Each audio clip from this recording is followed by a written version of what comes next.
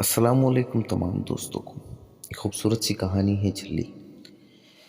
वो कहा करती थी इंसान चट्टानों की तरह होते हैं, बहुत मजबूत।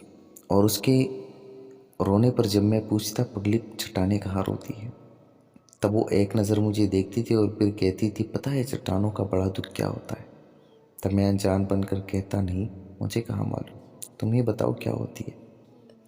तब वो जल्दी से आंसू साफ करती, फिर यूं संभल कर बैठती जैसे कायनात का कोई बड़ा राज अफशा करने जा रही। तब वो उस खुदराज की तरह लगती जो सदियों से वक्त के किसी संदूक में पाश होने के लिए पड़ा हो।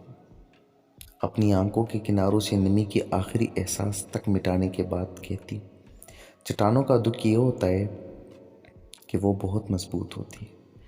छोटी मोटी हलचल या चोट से अपनी जगह नहीं छोड़ती, टूटती नहीं है, किसी बड़ी चोट से टूटती है। पता है, छोटी मोटी चोट से टूटना अच्छा होता है। चट्टानों का दुख ये होता है कि वो बड़ी चोट से टूटती है, बड़ा हादसा मांगती है। मैं उसकी बात पर हंसता था। मज़ार के आंगन में वो अक्सर दिया जलाती थी। तब मैं कहता ये तो जल्दी बुझ जाएगा। तब वो मुझे गुस्से से घूरती और बोलती थी बुझने से पहले जलना अच्छा होता है।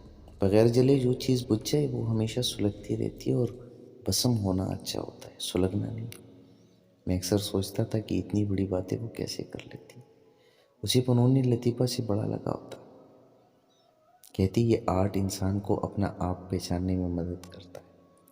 उसे तस्वीरें बनाने का भी बड़ा शौक़ था, और उसके हाथ में कभी वो सफाई नहीं आई थी जिसकी वो ख्वाहिश रखती थी। मैं उसे कहता मेरी तस्वीर बना दूँ, तो बोलती हाथ में सफाई नहीं मतलब अंदर कोट है। ऐसे में तुम्हारी तस्वीर पनपारा नहीं कहलाएगी। तुम्हारी तस्वीर किसी नामौर आर्ट गैलरी में नहीं बल्कि किसी कबाड़ी वाले के पास होगी, और ये मैं नहीं कर सकती ना वो बना। उसी की सारी बातें ठीक थी, पर वो मुझे जल्दी लगती थी। वक्त का उड़न खटोला उड़ते उड़ते बहुत दूर निकल गया, और वो अपने घर के आंगन से किसी और के आंगन जा उतरी थी। आखिरी मर्तबा जब उसकी कॉल आई तो आवाज़ में जाने कैसा मलाल था। पता नहीं क्यों वो रो रही थी। ऐसे लगा जैसे कभी कभार जो नेटवर्क में प्रॉब्लम होता, आवाज़ में शोर सुनाई देता है। वो उस जैसे जाने कितनी आवाज़ों का नोहा होता जो फिज़ा में पहली रिडाई लहरों की बोझल कर देता। वो रोती रही थी और मैं सुनता रहा था। वफादारी के साथ साथ माँ बाप के फैसले के आगे उसने सर झुका दिया था, और इस रिश्ते तो बचपन से ही तय हो चुका था जब वो 6 दिन की थी। और ये हम दोनों को मोहब्बत के बाद पता चली।